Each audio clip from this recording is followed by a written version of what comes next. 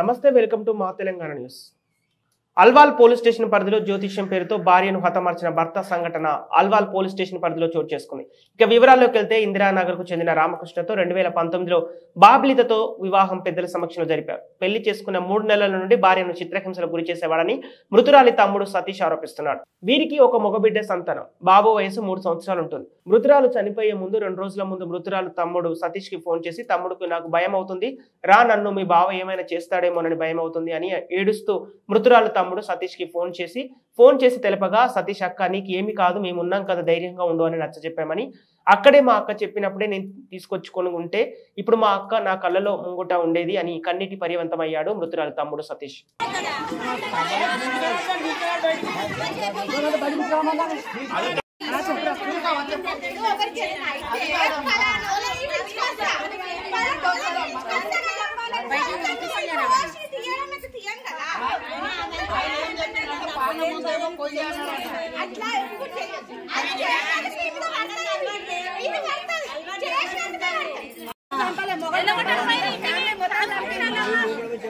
పెట్టుకోలేదు, నా పిల్లని టార్చర్ పెట్టి నాకు ఆడుకోవు, డ్రెస్ వేసుకుంటే ఓర్వలేదు, మంచి చీర కట్టుకుంటే ఓర్వలేదు, సొమ్ములు పెట్టుకుంటే ఓర్వలేదు.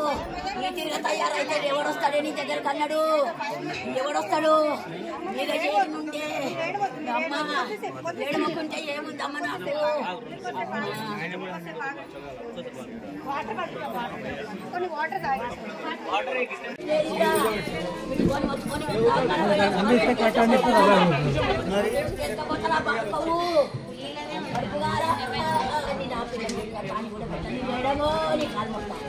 అనకేమన్నా పోయి మేడము, అనకేమన్నా పోతే రేపు ఇంకో పిల్లి ఉంది, ఆ పిల్లని కూడా ఏం చేస్తారు,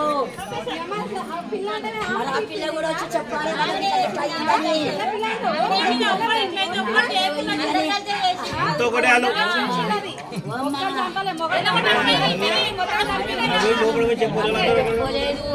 నా పిల్లని టార్చర్ పెట్టి నాకు ఆడుకోవు, డ్రెస్ వేసుకుంటే ఓర్వలేదు, మంచి చీర కట్టుకుంటే ఓర్వలేదు, సొమ్ములు పెట్టుకుంటే ఓర్వలేదు. ఈ తిరిగి తయారైతే ఎవడొస్తాడు నీ దగ్గరకు అన్నాడు, ఎవడొస్తాడు మీద చేయనుంటే అమ్మ ఏడుకుంటే ఏముందమ్మ నాకు.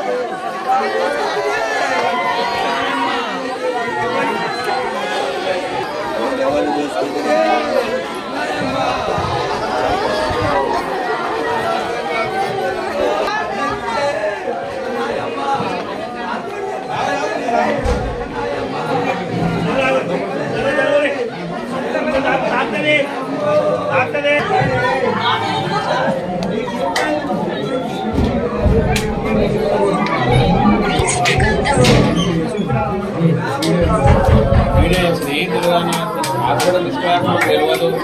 ఆడ తీసుకుని వెళ్ళిపోయాడు. అంత ప్రీపరేషన్